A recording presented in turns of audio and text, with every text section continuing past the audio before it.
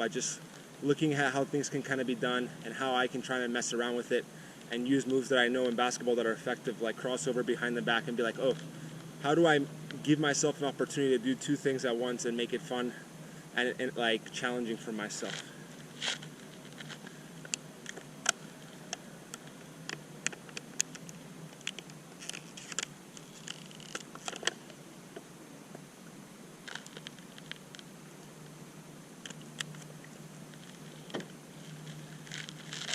All right, so the next one will be just simple.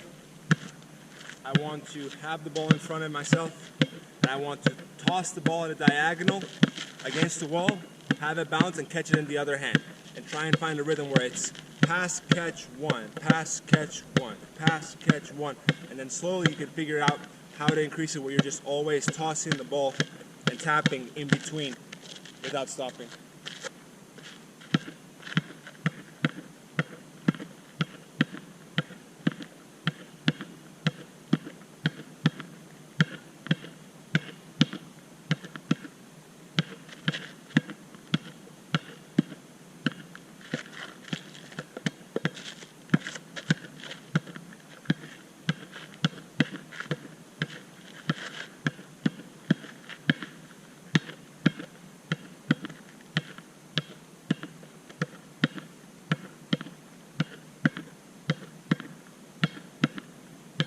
So again, that will look like dribble to reset to find your balance, and then toss. The dribble, reset, find your balance, toss. Dribble, reset, find your balance, toss. Dribble, reset, find your balance, toss. Same idea, 30 seconds on, 30 seconds off, 3 or 4 sets. Try and make it more challenging for yourself. So if I have to think of on the spot, even though this is usually just how I do the drill, how I can make myself more creative. Let's see.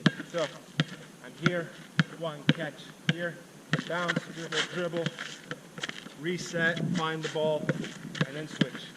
Dribble, bounce, catch, one, find the ball, reset. It honestly doesn't matter what you do, as long as you at first have a hard time doing it, but you get better as you do it, because then later on, when you're actually playing basketball and you have a defender, you won't have to be looking anywhere but what's happening on the court. And you can make decisions where it's like, okay, the guy's there, I make the behind the back pass or stuff, because you've already made all those adjustments with having a tennis ball in your hand.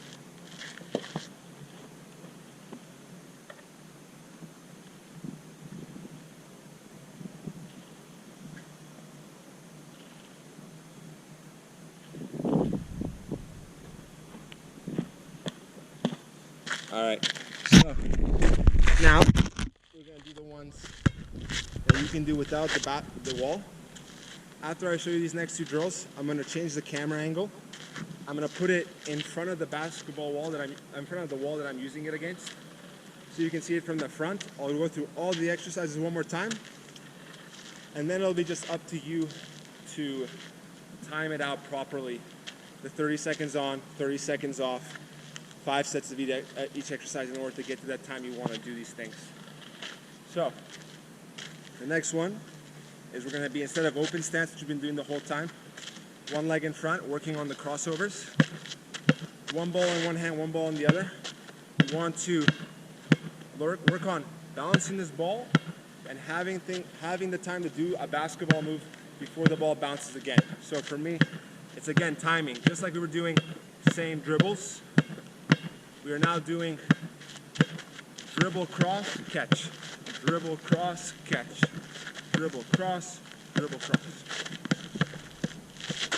For you want to start with just getting one, resetting, getting one, resetting, getting one, resetting. But as you get better, you can try and make it more and more continuous. So that's one leg. Let me know the other leg, finding that rhythm.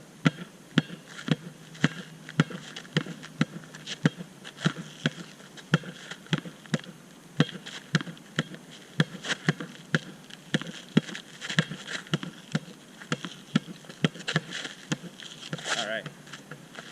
So that's exercise number 1. And again, work your way up, have those reset dribbles, because those kinds of dribbles in basketball where you find yourself catching and resetting are super, super important anyway. The amount of times I've seen a great basketball move happen because the guy catches and brings it back and resets is way too many that you shouldn't be afraid of just having that extra time to dribble one more time and just find that balance again before trying something.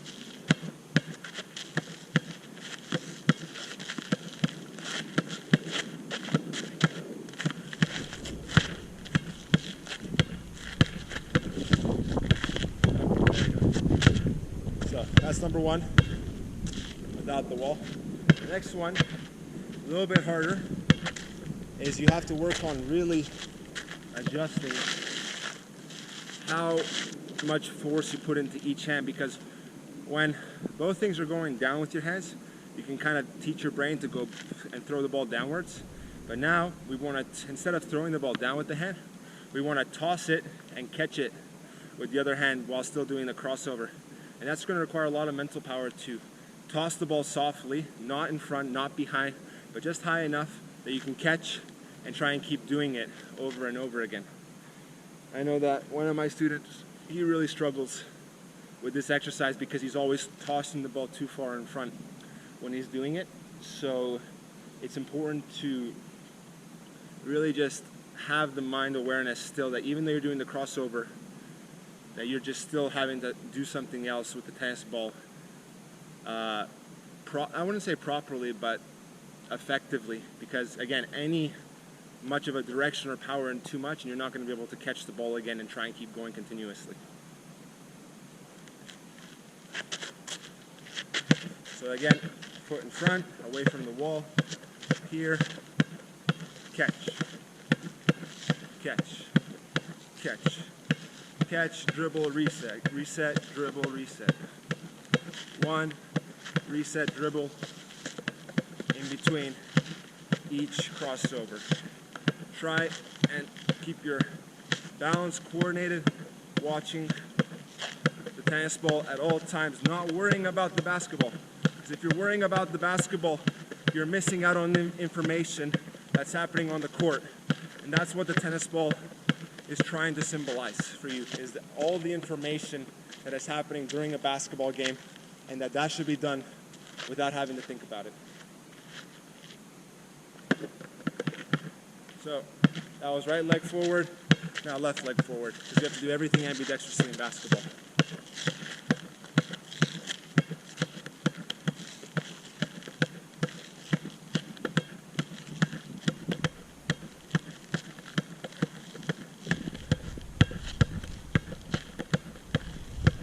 And rest. All right. So those are, for now, I think that is a lot of work to begin with. I'll give you now, before I start showing you how to do it from the front, just the 4 moves that I find are the most effective dribbles in basketball that we need to learn how to do anyway, in case you want to work on some stuff without the tennis ball. But this is the best stuff you can be doing by yourself at home against the wall.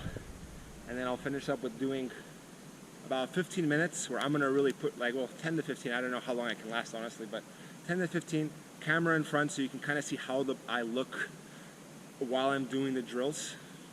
And I'm going to really push myself to keep the exercises changing up, keep my rhythms going in different ways so that I'm pushing myself, so you can see kind of what at full velocity what the exercises should look at once you start working on controlling them at first and being able to get them to be creative.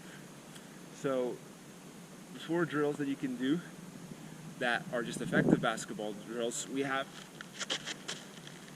just have cross behind. Oh.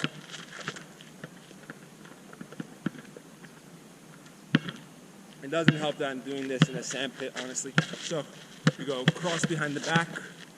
That's of course just quick, nice and go.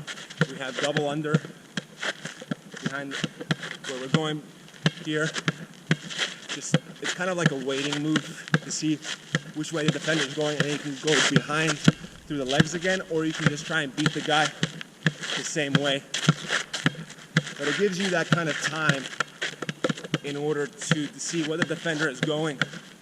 And then you can burst in any way that you feel like he's waiting for you to make a move. So we have cross behind, behind, behind.